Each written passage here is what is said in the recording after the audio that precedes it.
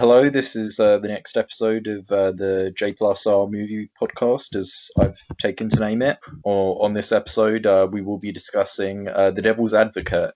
Devil's Advocate is a mid-90s film about a small town lawyer who gets the opportunity to work for one of the biggest firms in New York and is kind of really drawn into the immoral lifestyle of that legal firm, and he kind of has to get to grips with kind of his identity within that and who he is and what it is and what it does to his relationships. That's a good, very simple, good summary of the film because the thing that makes The Devil's Advocate as a movie a bit hard to talk about is the fact that the title itself is kind of a spoiler. The first two acts of the film don't kind of give away what the title gives away. So anybody who hasn't seen the film, so this is going to be a spoiler discussion, obviously, but I think that anybody who hasn't seen the film would just do best watching the film right now and then coming back. So if you haven't seen the film and you want to, then go ahead, go and watch it, and then come back. So anyway, I remember when we kind of agreed upon that we would discuss this film, that you, Jack, that you said that like you were kind of undecided in whether you liked it or not. I didn't know how I was going to feel about this film before I watched it, but I watched it and I have to say that I did quite like it.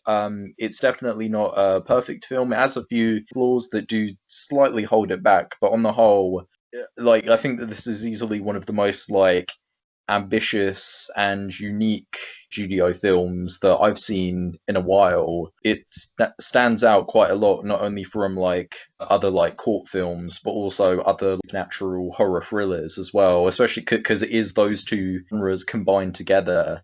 And I think that that results in a film that is like a lot more philosophically interesting and kind of morally and character driven than it could have been. So there's stuff that I really like about this film.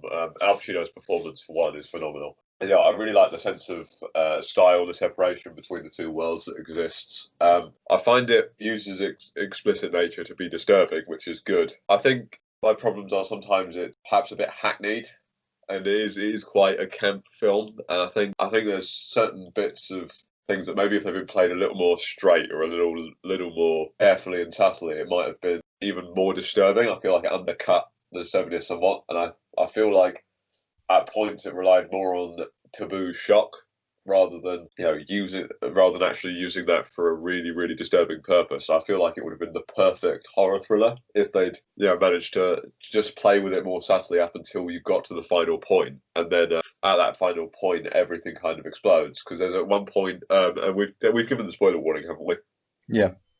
Yeah, because obviously there's one point where you see one of the girls' faces that Al Pacino's character was weird twist into like this demon thing Hmm. earlier before the big reveal, obviously, and it's just like one of those things where you just sit there and you just go, ah, if you hadn't done that, things like that, if you hadn't done that. So that's interesting to point out. So because basically because the way that this film works essentially is it's kind of like the first two acts of the film, you have these intermittent moments of horror, I guess you could say, like that moment to give an example, and other moments as well. But for the most part, it is like a legal drama or like or like a character study or like a relationship drama, as you can see between the main character Kevin and his wife Marianne, and the relationship between Kevin and John Milton, who's the head, who's the Pacino character, who's like the head of this law firm.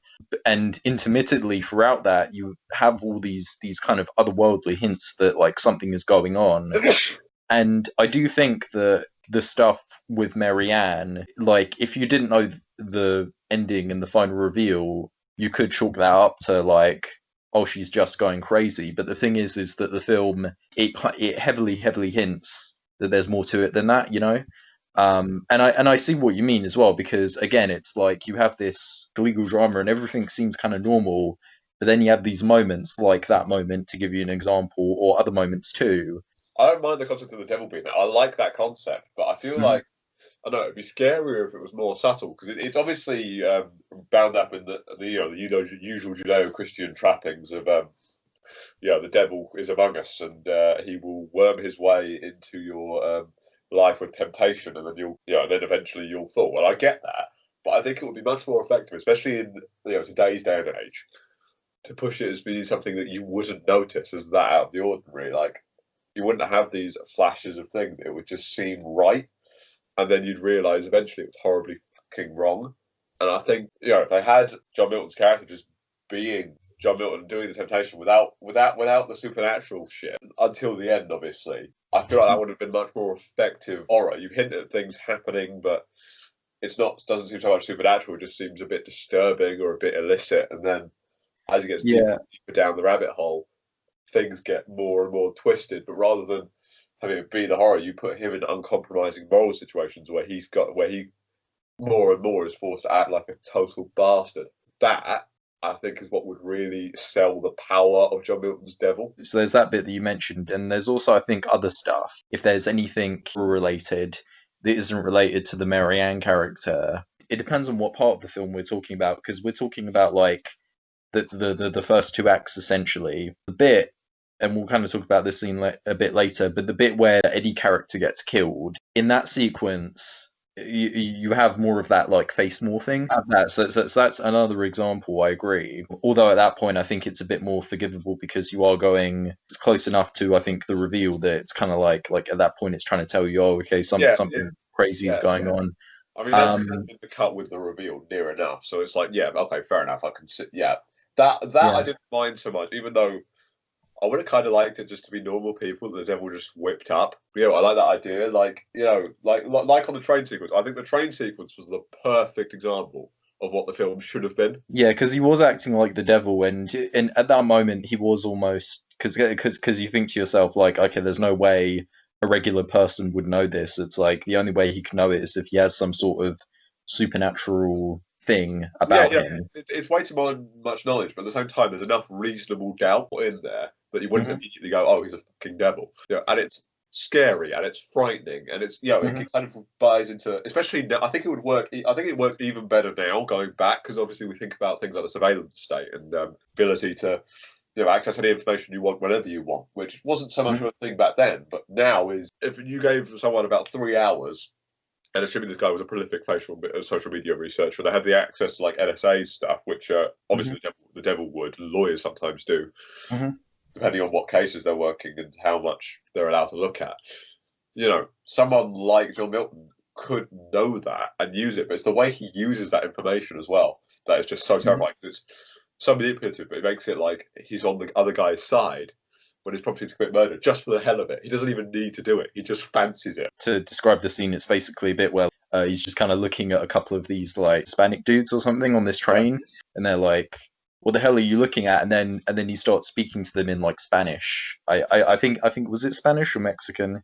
I think it was Spanish. yeah, Spanish. It was Spanish. So he was speaking to them and stuff, and he was saying like, and he's basically saying like, "Oh, your girlfriend is like cheating on you," and it's that's basically what he's saying, and essentially convincing them, and he's getting them to like back off and stuff. And one of them has like a switchblade out or something. He's getting them to back off, and he's telling one of them like, "Oh no, go and find your wife. Your wife is cheating on you and stuff." And then they just go away, and Kevin, because he doesn't know Spanish, he's all like, "Oh, what did you say to them?" And then he makes up something saying like, "Oh, I said, oh, if you don't go away, then I'll get my partner here to kick your ass," or something like that. I think that's what he says. But yeah, I agree that that is a very effective scene, and that is probably one of the more, I guess you could say, subtler hints. But there are other hints all throughout the film, like so there's the opening titles as well, which is like against like fire. There's also the very first time that you see Milton as well. He just seems to be just watching Kevin in like a crowd or something, and then he just kind of walks away, and it veers between like these sort of subtle kind of foreshadowing and these very very heavy obvious hints. And so in that sense, like I wonder how this film would have played upon release, because I think that when the film came out, it might have suffered a little bit because of the not only stuff like that, but also because of the marketing. Because like I watched the original trailer for the film, and it does give away that he is the devil, basically. Like Yeah, the plot that it doesn't show, but it does give away the fact that he is basically the devil. yeah. Um, I mean, to be fair, his name gives away the fact that he's probably the devil. I mean, John Milton, Paradise Lost. It is mhm. Yeah, obviously that's one of the most popular books about the devil ever produced, and it's one of the ones Mhm. that's very sympathetic towards him. So of course the devil would call himself John Milton in the real world. That's just smart. But regardless of anything like that, like watching the film today, it is interesting again to note that it's somewhat of a mystery, but also not a mystery. It's more of a mystery for the main character because Kevin himself does not know this information. I think that the third act of the film is my favorite part because it does feature Kevin's like realization of his past and also how Milton has just been playing him all along, but also how Kevin has kind of been playing himself. My favorite overall aspect of the film is Kevin's character because I think that it is quite a good and very three-dimensional portrayal of that kind of, as pointed out in the film, a very vain person. Mm. Not necessarily an evil person, but definitely a person who is obsessed with the idea of success and seems to value that more than he does people, but who also does have it does have somewhat of a conscience, despite that. And I like how the third act plays that, how it kind of shows like, him realizing not only that he is definitely defending a guilty client, but also realizing that Milton is his father Mm. and that he's basically been essentially set up to birth the Antichrist, as it's revealed. At the same time, there's also this underlying factor, and it is somewhat spelled out in dialogue, but there's this underlying factor of Kevin himself did make all of his choices, and I like the portrayal of humanity in that sense. It's quite a cynical portrayal of humanity because it says that the devil cannot actually make people do what they do. It's free will. It's like humanity. It's like humans are capable of doing bad things. Even if the devil influences them to do those bad things, they are still the ones doing them. That's kind of underlined in Kevin's character. I just like how it portrays that stuff. Yeah, I quite like the way that's portrayed too, because I think we're not following a good character. We're following a character who is driven only by his own vanity. I think the ending spells that out as well. You see him start to make the moral choice, where he's like, "No, I'm not going to defend this guy. I know where this is going to go." And even then, that's still selfish because it's only because he lost Marianne and all of that that he doesn't make the choice in the first place. Hmm. But you see him, going, "No, I'm not going to defend this guilty man. I'm going to set it out. Fuck my career. I'm going for it." And then, all it takes is a reporter, which is obviously Milton in disguise, but saying to him, but I can run an interview with you. I can I can sell your story, make you come out of this well." And his immediate response is, "Yeah, I'll do it." Doesn't he say something like, "Oh, I'll see you tomorrow" or something? Yeah, it doesn't matter what happens. His vanity is always going to get to him. I didn't really pick up on that. Because when I was thinking about the ending, I was more thinking that the reason why, like, he comments at the end, he looks at the camera and comments, "Oh, vanity, definitely my favorite sin."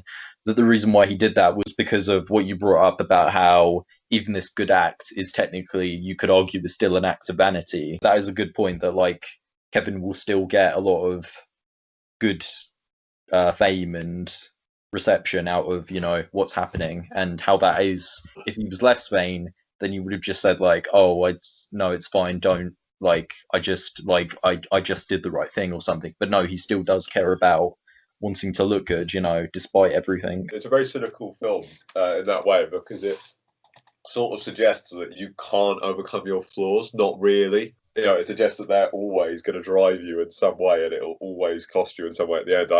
I honestly believe that's true. I think if you look at, actually an assessment I very much agree with.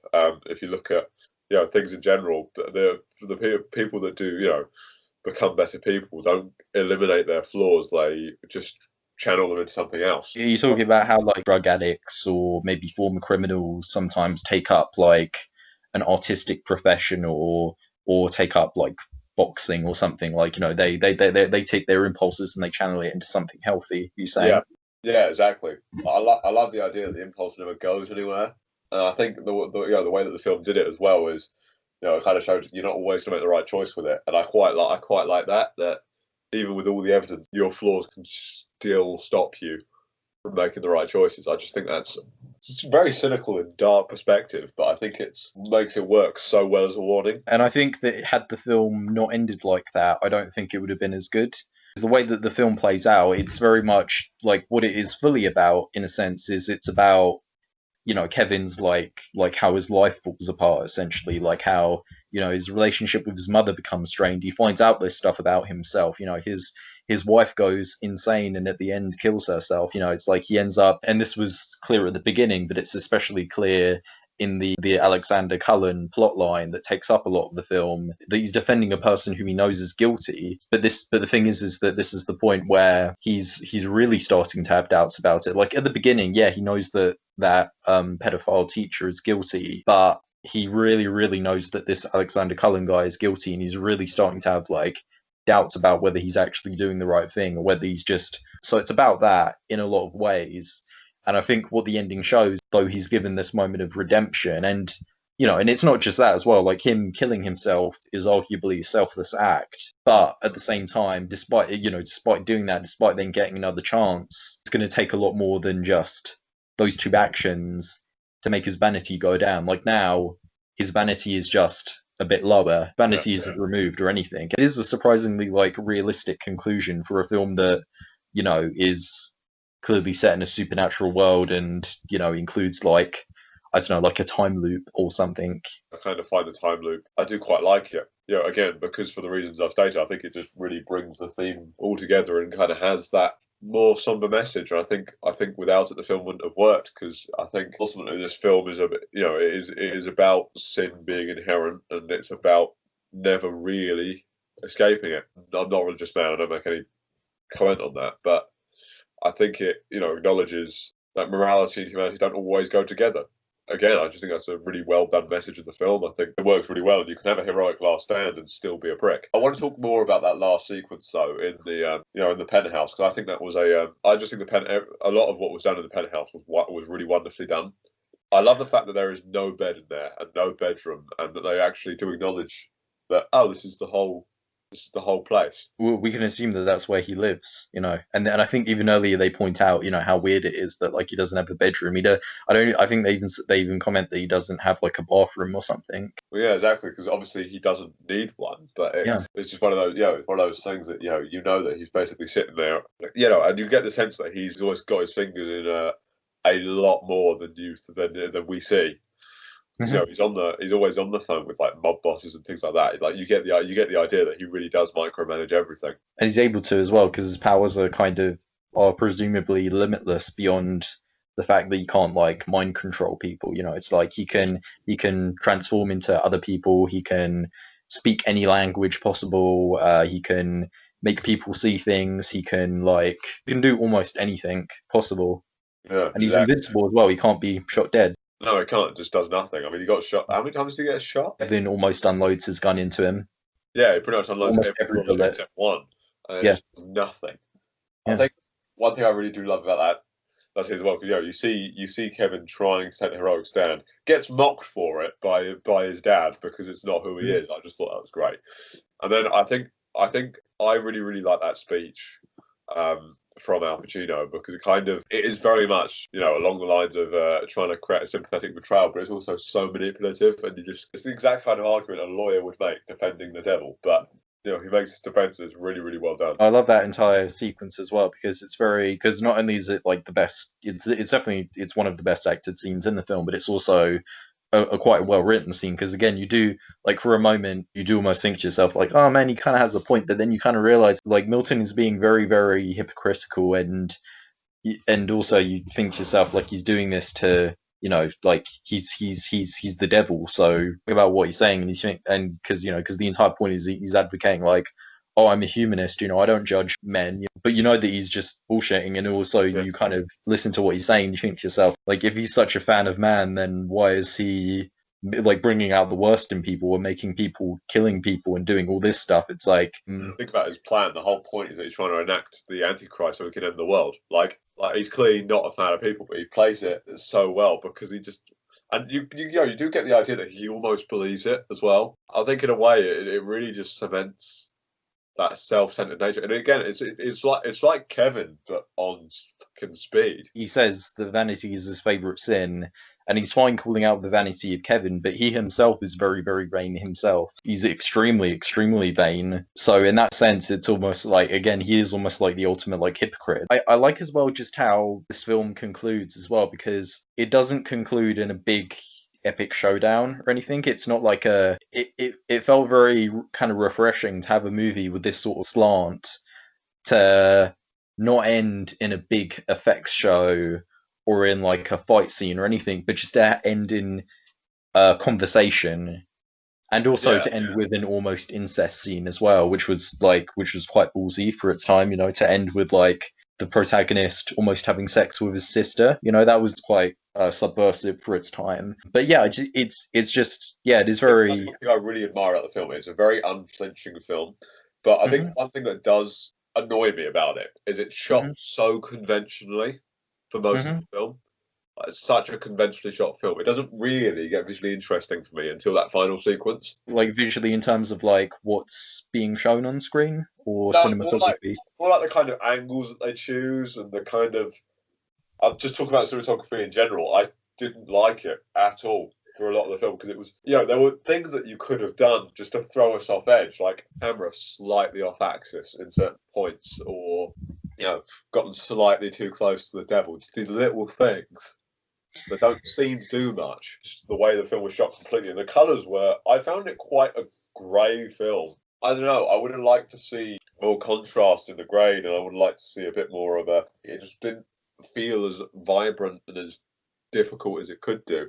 And until we got to that final sequence where you have these lovely shadows and this really stark contrast with the white marble, I think it was great. But it was the I only time I sat there and really noticed the visuals. And for me, I didn't like that.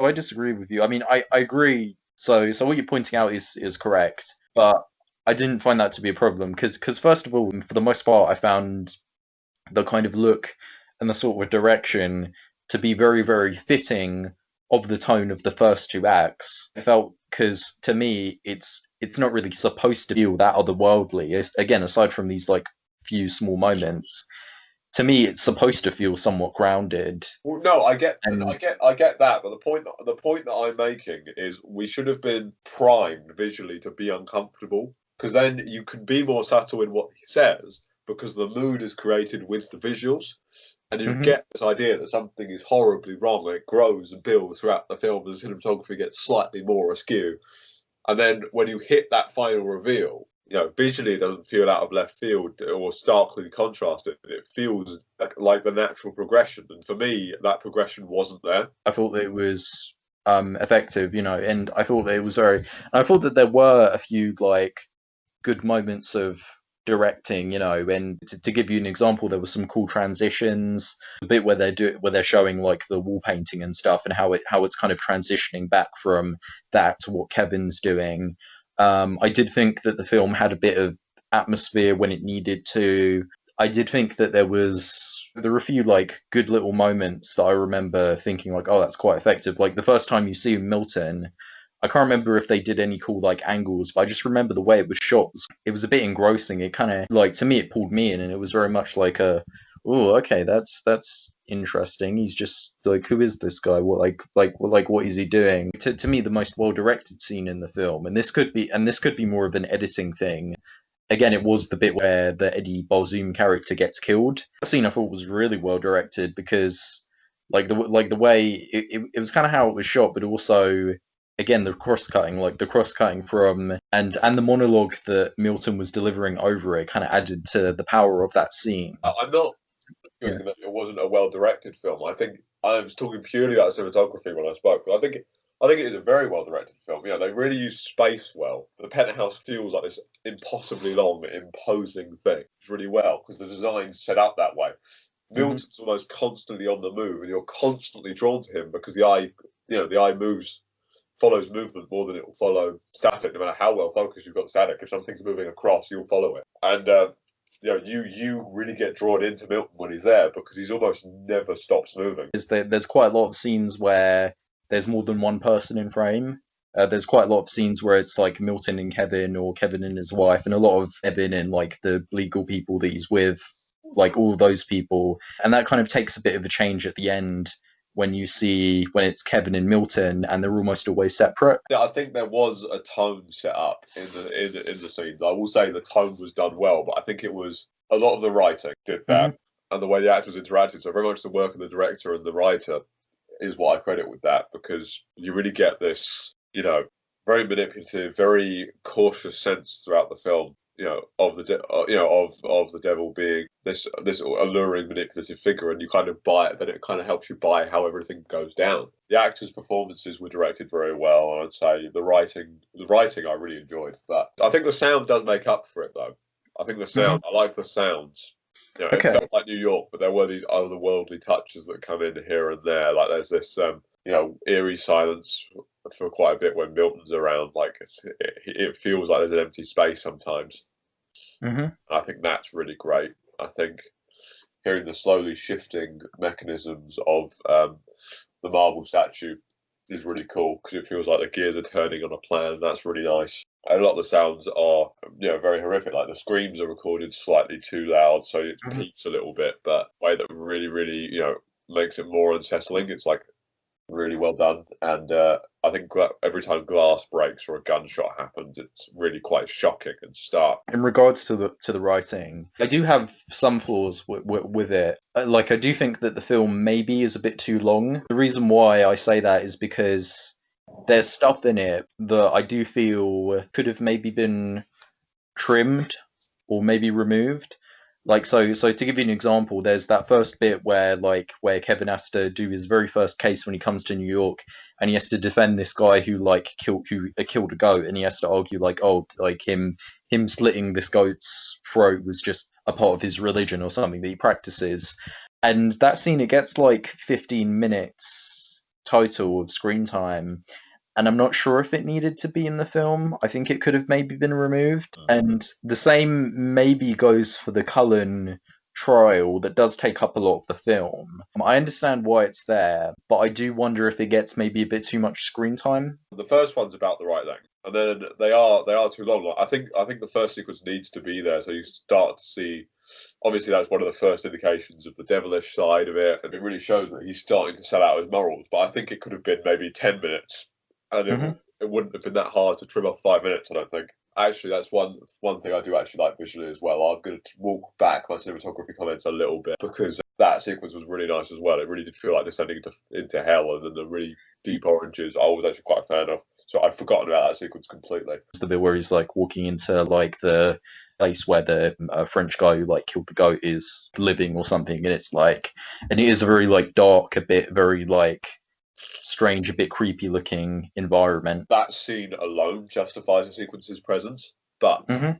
I think the actual trial stuff could have been shorter, and we could have seen Kevin pairing the argument and really going for it in the Yeah. courtroom. You could see him find the argument, and then you could skip to him immediately charismatic but sleazy lawyer just getting on, Mhm. getting the client off. And I think that would have been just as effective as seeing pretty much the whole thing. As for the Cullen stuff, it's necessary for the story, but I think that overall it does slightly add to the first two acts. Not quite having enough horror and being much more of a courtroom drama, which Yeah. again I'm fine with. I'm perfectly happy with the film being a courtroom drama for most of it. But I do think that maybe if they just tightened it up a little bit, then it would have been a bit more engaging. It would have also just gotten to the not to the meat of the film, but to like The the point. final point a bit faster. I think the court scenes were a bit overkill, and I think they were probably the worst directed sequences in the film. Like I like a courtroom scene typically, but I didn't feel too much tension in them particularly in this film. I got the idea that he was being charismatic and manipulative, but you could shorten I like the first courtroom scene. I thought that that was very well handled. it. Yeah, I agree with that. Yeah, I agree with that. Sorry, all of my comments about courtroom scenes, just ignore the first one because I love that opening. because that scene was the longest one, so they were able to like really draw it out and kind of and like and do it well because the way it opens, it's very it makes you, especially the performance of the actress playing that girl was so convincing that you think to yourself like, okay, well this pedophile teacher is guilty, and then and Kevin knows it, but then and then it kind of changes to this like feeling of, oh my god, what the fuck are you doing, Kevin, when he gives that argument to try and make that girl look like a liar. So that sequence, I agree, yeah, but none of the other courtroom scenes. I don't have that bit of magic. I suppose it's because they kind of try and repeat the same form. They do someone trying to repeat the same formula, but it doesn't work as well because again they're trying Yeah. to do the thing. But I think maybe it's not even the length. Maybe if they just used the tension better, like Hmm. push Yeah. harder because we already know that when he's pushed, he's going to make a hard choice. We know that, but will he cut corners on evidence, for example, or will he do things? They didn't challenge him like that. They didn't go like, would he pay someone off, or would he do this? Like that's. I think that would have been a much more interesting way to challenge him in New York. To get on to another thing about screen time, one aspect that I do think it was done well, but there were a couple of problems in terms of plotting, and that's the Mary Ann character, like what happens with her. Because for the most part, there's a decent amount of screen time devoted to her. You can understand her frustrations, you can understand her pain, and you can understand how she starts out as this happily married wife. Then all of a sudden she's starting to feel all these things, and then she's getting these visions, and she's going crazy. But there is a bit of jump from her just being like a bit off, but not completely crazy, to then all of a sudden being way more frazzled than she was before. And I did wonder if there were a couple of scenes missing, maybe that could have gotten us from one point to the other a bit quicker. At the same time, though, I don't think it's too big of an issue because I feel like all of her scenes are done very, very well. And also, I do want to touch upon her death scene as well, because again, in regards to the plotting, on the one hand, that the scene where she kills herself is a really, really good scene. It's a very brutal, intense scene, and like and we'll get onto the acting in a minute, but it's a very well acted scene as well. But in terms of its place in the story, it almost feels a bit obligatory, a bit forced, a bit shoehorned in, because it does need to happen in the story. But the way it's placed in the story, it comes between. It's when Kevin starts speaking to his mother and starts to kind of realize that Milton is his father. The death scene happens, and then he goes and continues the conversation with his mother, and then finds out essentially. So it feels a bit sandwiched. It feels like it's not it's given sandwiched. the weight that it maybe deserves. Yeah, I agree. Because again, on its own, it's a really effective scene, but in the narrative, again, it does feel a bit obligatory. It does. It's not an unnecessary scene because there are reasons why it needs to happen, Yeah, but the way that it is placed could have maybe been a bit better. What do you think of her storyline in general? I like the idea of it. And I think in places it works, but in places it really doesn't. Yeah. Almost does a complete 180 in the space of about two scenes, which is like, yeah, New York sounds really exciting. Let's go, let's do it, let's get the money. And then she's immediately like, oh, this sucks. And it's kind of like, hang on, how much did you see? How much did you see him before? Let's be real. He's a lawyer. How much did you actually can see him? And Mhm. B, I don't understand how her character got so lonely so quickly. I think it might have just been the setting change. I think that's what it probably was. I can buy that a change in setting could maybe bring that out a little bit more. Like, if she's not satisfied with where she's living, then she's probably going to notice, the fact that he's prioritizing his job over her. So it could be that change in complacency. But I do see what you mean. Okay, I think the last thing we need to talk about is the acting. I think that is a major, major strength of this movie. Yeah. Like, I think all three leads do a fantastic job, and I want to kind of touch on like Keanu Reeves as Kevin, because I know that this was kind of a bit of a period in time. Like, this was like before the Matrix. It was after Bill and Ted, but before the Matrix. Yeah. I know that there was a bit of a period in the '90s where he was getting a bit of flack because he was kind of a bit miscast in a few films, like Much Ado About Nothing or Bram Stoker's Dracula. But honestly, in this film, I thought that he did do a really good job. I was fine with his accent. I thought his southern accent was perfectly fine. I'm not from the south, so I can't judge how accurate it is, but I didn't think it was too over the top. I thought it added a lot of like personality to him, and it added, because it was like Keanu Reeves playing that role. I feel like he was able to make his character more likable than he actually was on the page. I agree. I think we stayed on his side mostly because Keanu Reeves is just one of the most likable actors. I know, yeah, and it's not, and that's not to say that like he can't play like sleazeballs or douchebags or anything. It's just more that like his character, despite his bad ways, does have a sympathetic slant, and Keanu kind of brings it out. He brings it out naturally, but I do think in his performance he doesn't go too far and play him as unlikable. He plays him as a bit cocky, but he never plays him a bad, unfeeling sociopath. Again, it is sad that that bit in the hospital doesn't quite tie in as well as it could have, because his performance is really great. Like when he, like especially like when Marianne dies, you feel it, you totally feel it. Yeah, you could tell he feels it as well, which is right, which is really, really, really well done. Obviously, Al Pacino as John Milton is great. I mean, that's he really plays that charismatic, almost worm in the character in everyone's ears really, really well. And Al Pacino doing the kind of role that he would usually do. For the first two acts, he's also not too over the top, which I kind of like because Yeah, because again the '90s was kind of a period of transition for him. Because if you go back and watch him in the '70s, for the most part, he's pretty subtle and pretty held back. But in the '90s, it was when it started to become clear that like when his performances started just going crazy and hammy. because obviously in Heat he wasn't very hammy. I wouldn't say that. I mean, he definitely. I don't know. No, I think he had a lot of like not all the time, but definitely he had a lot of moments in Heat where he went a bit crazy and over the top, and it worked really well in that film. But that was an example of one of his like hammier performances. But in this film, again, for the most part, he does play it very cool and very straight. And I quite like how if you watched a lot of the scenes, you wouldn't immediately think like, "Oh, that guy's the devil."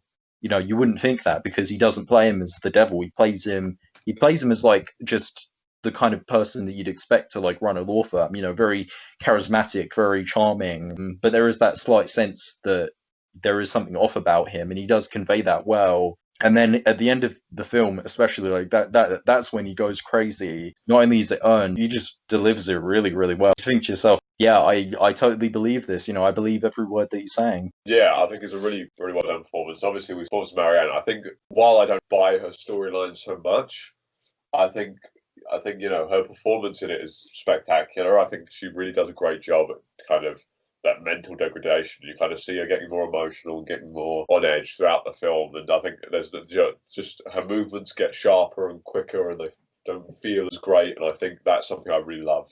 I really love that. This was definitely Charlize Theron showing that there was more to her than just like a pretty face and stuff. Because yeah, she plays it very well. It's very like there are a couple of scenes where she does overact a little bit, but for the most part, it's very believable. And again, on the page, that might not play as well.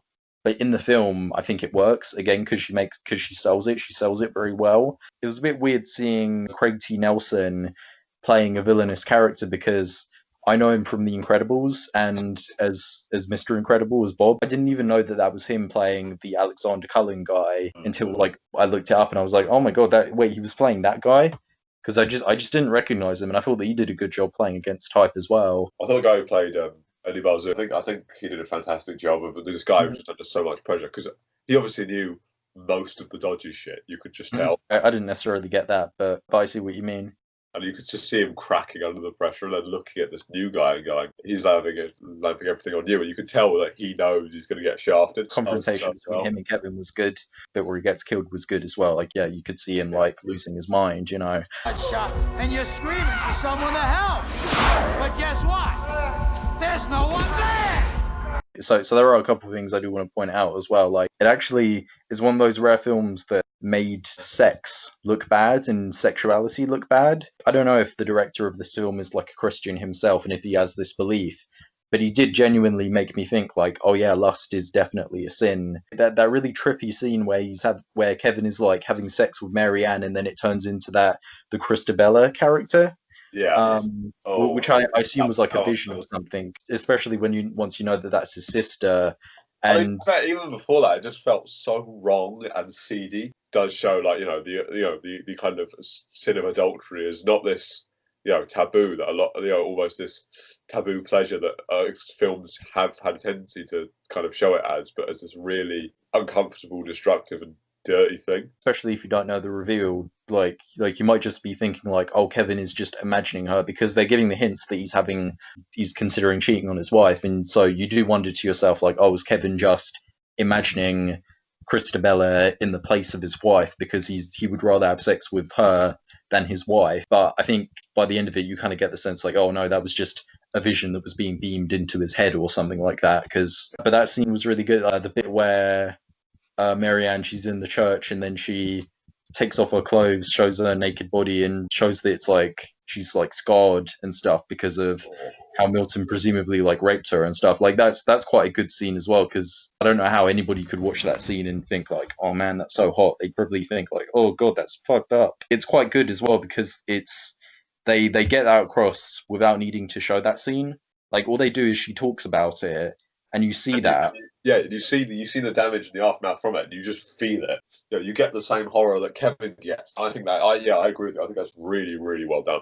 Yeah, And it and at does, that point, you think to yourself like, oh come on, there's no way that like she could have done that to herself. You know, you think like it's clear that somebody did that to her, and I mean, I do think that that's the point where Kevin should have clearly realized that something was going on, but it was close enough to where he finds out that I can kind of forgive it a little bit.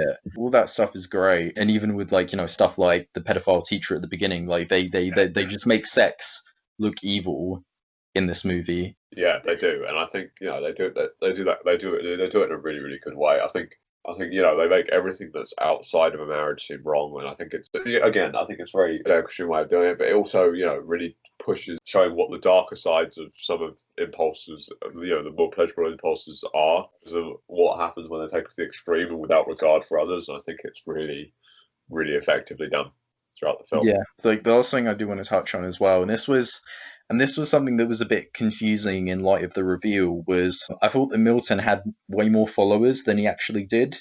Because in the film at the end, they only show Christabella, who's established to be his daughter. They only show her in that scene, in the scene with the penthouse.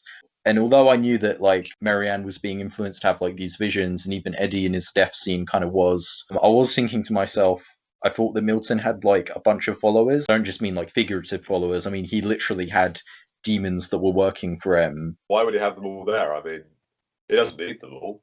He's got the one thing he needs, doesn't he? So It was just a bit vague, and it was just like I was just thinking to myself, are those people demons, or are they not demons? Are they just being made to look like demons? I was just I a mean, bit I confused. would assume that they were demons because you see them interacting with Mill Hmm. earlier in the film, and he gives them to her. I just don't think they were. Again, I don't think they were particularly relevant to the climax, so they just weren't included. And I think There's a bit of a proof of what you're saying. There is that bit where I can't remember her name, but the woman who was like, I think in like Marianne's death scene, who has the final demon face that makes her Marianne kill herself.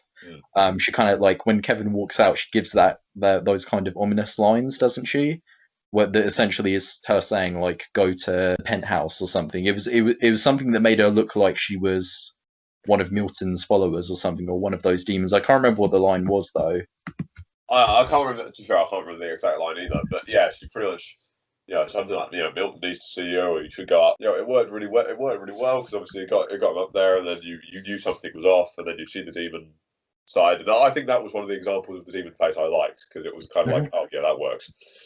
No, And then what in Marianne's death scene, or yeah, I did like that reveal as well about Kevin's heritage, Milton being his father, because I actually didn't see that coming. I knew in advance that Milton was the devil. I did clock it because when they were in the lift and you had the mother just transfixed on Milton, I went, there's a connection there. She seems Oh, really okay. disturbed. Hang on. She's Hmm. a super, super religious woman with one son and there's no mention of her father. Oh, shit. Okay. Kind of that played in my head pretty much immediately. So that when I Okay. got, and I didn't know either that he was Milton's son. I had no idea. I mean, I'd seen Al Pacino's speech before. I knew that he was the character of the devil. I had no idea. But as soon as I saw that, watching it, I was just like, "Oh, I'm calling this now." Because I think it was, I think that was a good bit of setup because you can miss it. But So on first viewing as well, I just thought that it was because the mother was super religious. I thought it was just like, oh man, she's so religious that she can notice when the yeah, devil was near. But yeah, it exactly. was more than that. What adds to the mother like kind of wanting to leave as soon as she arrived. And when they made that review, I thought to myself, oh okay, that means that Kevin is the Antichrist. But then they reveal, oh no, no, no, no, no, he's not the Antichrist. He's supposed to birth the Antichrist. And that was another thing I got a bit confused about. So I had to do some research because I thought that the Antichrist was specifically the son of Satan, but I think in the Bible it just says that the Antichrist is just somebody who opposes Christ, or he doesn't have to be specifically the devil's son. He can just be a demonic figure that is the opposite of Christ. In a way, it works because that is pretty much the opposite of the birth circumstances of Jesus. So yeah, okay, I can buy it. Yeah, overall, I quite liked it. I think it's definitely one of the more ambitious and unique Yeah, I think it's horror very slash unique. horror I would films. call it probably one of the boldest films of the 90s, especially for a studio product. I can imagine this movie, it was a box office hit, but I can imagine it was quite divisive at the time. And partially also because, it was bold in quite a few areas. Again, the courtroom idea, and the sort of the way it ends, a lot of aspects I can see turning people off as much as they turned other people on. I think it's a very philosophically interesting movie. I think it's very well acted. I think it's entertaining. It has very thought-provoking ending. I wouldn't necessarily recommend it to like hardcore horror fans because I don't know if there's quite enough horror. But horror fans in general, I think they'd enjoy it. Fans of courtroom movies in general, I think they'd enjoy it too. To anyone who really likes a good thriller, because I think it's a good thriller. I think without a doubt, I recommend it. Just creepy, well done film for the most part. Actually, great performances. Following it was pretty decently directed. A good but haunting message at the end. It really, really worked. I would recommend the film, absolutely. What do you think we're going to discuss next week, Rob? So next week, we're going to take a look at another divisive film, but a bit more of a recent one. Cloud Atlas from 2012, directed by the Wachowskis, Tom Twyker, all-star cast, several different storylines. Very divisively received, but got a lot of attention, has a bit of a fan base. Yeah, we will be viewing Cloud Atlas and talking about it on the next episode. Thank you very much for listening, everybody. Yeah. Bye.